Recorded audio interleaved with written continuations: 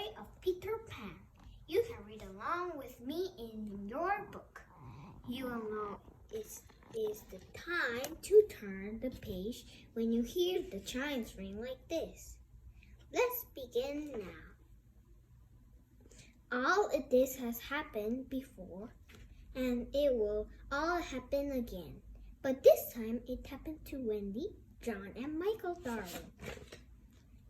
Peter Pan chose this house because in it were people who believed in him. The boys made him the hero of all nursery games. Wendy, the eldest, was the supreme of authority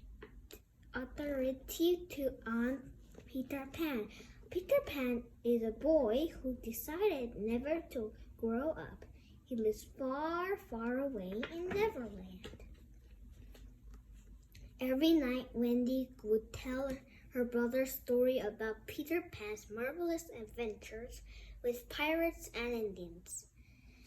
Peter Pan himself would often hide just outside the nursery windows with the pixie Tinkerbell and listen to the stories. On this particular night, Peter Pan overheard Wendy telling her brothers some unhappy news. "I'm afraid there will be no more stories. Mother and Father say that it's time I grew up. This will be my last night in the nursery." Peter could let happen that he burst into the room. "Come, Wendy, I'm gonna take you with me to Neverland. You'll never have to grow up there." Peter Pan, "Oh, I just knew it would come. John, Michael, we are going to Neverland. But Peter, how do we get there?" "We will fly, of course." All it was a happy thought and a little pixie dust, and out the bedroom they flew. Window they flew. They dipped and soared through the night until at last they were flying over Neverland. "Oh, Peter, it's just as I dreamed it would be. Look, Michael, there's Mermaid Lagoon and the Indian camp. And John, there's a Captain Hook's pirate ship." John could hardly wait to cross shores with real pirates. What an exciting place. Neverland promised to be lots of fun for them all. Peter Pan took everyone to his secret hideout underneath a big hollow tree. The Lost Boys lived there, too, and they were eagerly awaiting Peter's return. Peter introduced them to Wendy. "I've brought someone to be our mother. She's Wendy, and she can tell stories." John and Michael didn't want to hear any stories just yet. They were anxious to make friends with the Indians or fight some pirates or go hunting with the Lost Boys. Peter thought for a moment.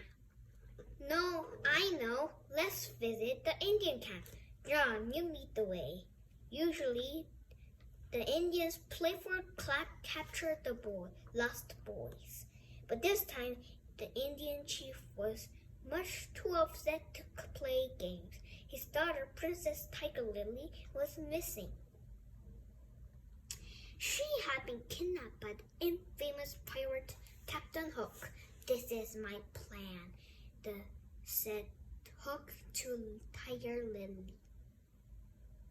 "You tell me the hiding place of Peter Pan and I'll set you free."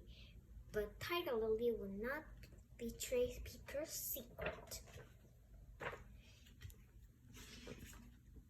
Flying to the rescue, Peter Pan dumped Hook into the sea and returned Tiger Lily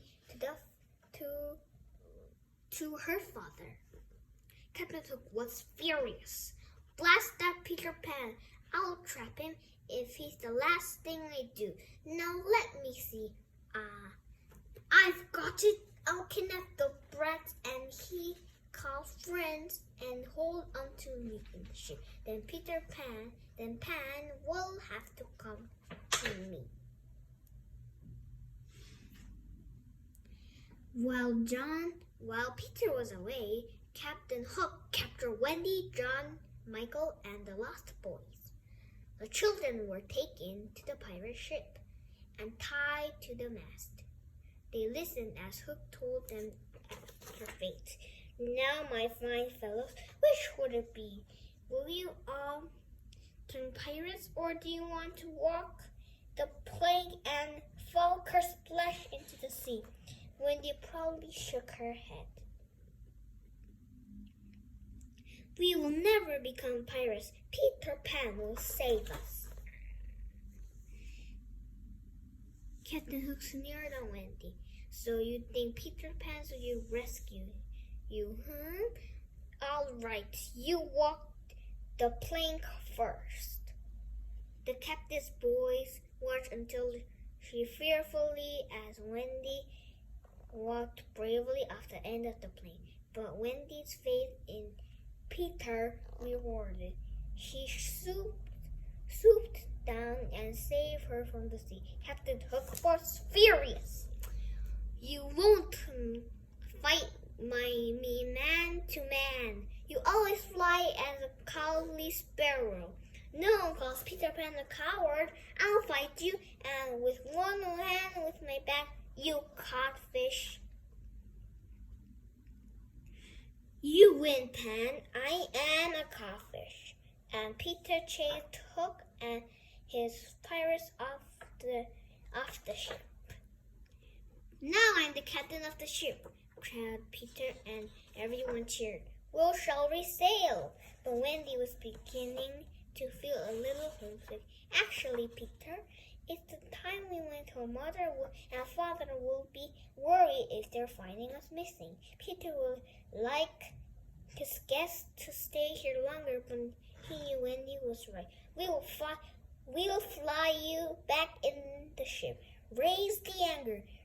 Ready the pixie dust. Tinker Bell darted about and pricked the pixie dust everywhere. The mighty pirate ship magically rose out of the water and took dust to the sky. After Michael, John, and Wendy being safely returned home, they watched the pirate ship sail silently back to Neverland. Peter and the lost boys waved goodbye.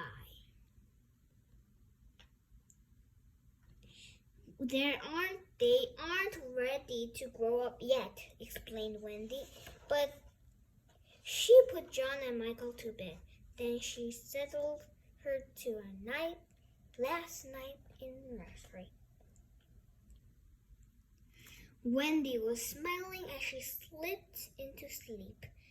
She will never forget the boy Peter Pan and the wonderful adventure they all had in Neverland.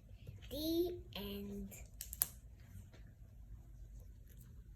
Subscribe, please.